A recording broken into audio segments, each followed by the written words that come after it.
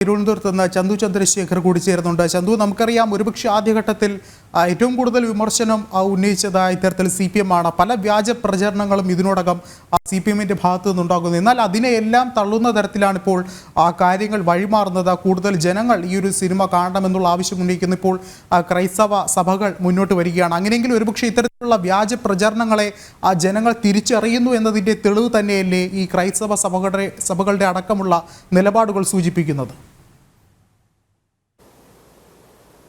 Vishnu, CPM Kerala സ്റ്റോറിക്കെതിരെ ആദ്യഘട്ടം മുതൽ സ്വീകരിച്ച നിലപാട് അത് ഇപ്പോൾ ക്രൈസ്തവ സഭകൾ ഒന്നാകെ ആ നിലപാടിനെതിരെ രംഗത്ത് വന്ന സാഹചര്യത്തിലാണ് പ്രധാനമായും CPM പിന്നോട്ട് പോകുന്ന ഒരു സമീപനം കാണുന്നത്. കാരണം നേരത്തെ ഇടുക്കി രൂപതയായിരുന്നാലും പാലാ രൂപതയായിരുന്നാലും ഒക്കെ കേരള സ്റ്റോറിയുമായി ബന്ധപ്പെട്ട കാര്യങ്ങൾ സംസാരിച്ചപ്പോൾ വലിയ വിമർശനം ഉണ്ടാകുകയും വലിയ വിവാദമാവുകയും ഒക്കെ ചെയ്തിരുന്നു. നേരത്തെ 2015 മുതൽ ക്രൈസ്തവ സഭകൾ ഈ ആശങ്ക പങ്കുവയ്ക്കുന്നുണ്ട്. പക്ഷേ അപ്പോഴെല്ലാം CPM സ്വീകരിച്ച നിലപാട് ഇത് തന്നെയായിരുന്നു. ഇപ്പോൾ ക്രൈസ്തവ സഭകൾ ഒന്നാകെ കേരള സ്റ്റോറി ഒരു ബോധവൽക്കരണമായി കാണുകയും ബോധവൽക്കരണം എന്ന നിലയ്ക്ക് കൂടുതൽ സഭകൾ അവരുടെ ഇടവകകളിൽ സിനിമ പ്രദർശിപ്പിക്കാൻ തയ്യാറാകുകയും ചെയ്ത സാഹചര്യത്തിലാണ് CPM മലക്കമറിഞ്ഞിരിക്കുന്നത്. നേരത്തെ കേരള സ്റ്റോറിക്കെതിരെ തെരഞ്ഞെടുപ്പ് കമ്മീഷനിൽ പരാതിയെല്ലാം നൽകിയിട്ടുണ്ട്. ദൂരദർശനിൽ സിനിമ പ്രദർശിപ്പിക്കുമ്പോൾ തന്നെ CPM സംസ്ഥാന സെക്രട്ടറി MV ഗോവിന്ദൻ പരാതി നൽകിയിരിക്കുന്നു.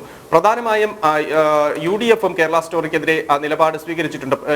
LDF ആദ്യഘട്ടം മുതൽ ഈ തെരഞ്ഞെടുപ്പിനെ സമീപിച്ചിരുന്നത് ന്യൂനപക്ഷ വോട്ടുകൾ ലക്ഷ്യമിട്ടായിരുന്നത്. CAA മുൻനിർത്തിയാണ് ആദ്യം ന്യൂനപക്ഷ വോട്ടുകൾ തങ്ങൾക്ക് ലഭിക്കുന്നതിന് വേണ്ടിയിട്ടുള്ള ഒരു സമീപനം അല്ലെങ്കിൽ അത്തരത്തിലൊരു നിലപാട് സ്വീകരിച്ചതിന് വേണ്ടി മുഖ്യമന്ത്രി തന്നെ പ്രചാരണത്തിന് ഇറങ്ങുകയും ചെയ്തിരുന്നു. അതിന് തൊട്ടു പിന്നാലെ ഈ CAA കൂട്ടുപിടിച്ച് തന്നെ ഈ കേരള സ്റ്റോറി കൂടി ഈ പ്രചാരണത്തിൽ വിഷയമാക്കാം, പ്രചാരണത്തിൽ ആയുധമാക്കാം എന്ന ഒരു CPM-ന്റെ തന്ത്രം അതാണ് നിലവിൽ ക്രൈസ്തവ സഭകൾ ഒന്നിച്ചൊരു നിലപാട് സ്വീകരിച്ചപ്പോൾ പാളിയതെന്ന് വ്യക്തമാണ്. ആദ്യഘട്ടത്തിൽ സഭകൾക്കെതിരെ രംഗത്ത് വന്ന കോൺഗ്രസും ഇതിൽ നിന്നും ഇപ്പോൾ പിന്നോട്ട് പോയിരിക്കുന്നു. അതായത് ക്രൈസ്തവ സഭകൾ ഒന്നാകെ ഇതൊരു ബോധവൽക്കരണ സിനിമയാണെന്നും ഇത് കൂടുതൽ പേർ കാണണമെന്നും ഉള്ള നിലപാട് സ്വീകരിച്ച സാഹചര്യത്തിലാണ് ഇടത് വലത് മുന്നണികൾക്ക് ഇപ്പോൾ ഈ കേരള സ്റ്റോറി വിഷയം പ്രചാരണ ആയുധമാക്കാനുള്ള അവസരത്തിന് തിരിച്ചടി വന്നിരിക്കുന്നത്.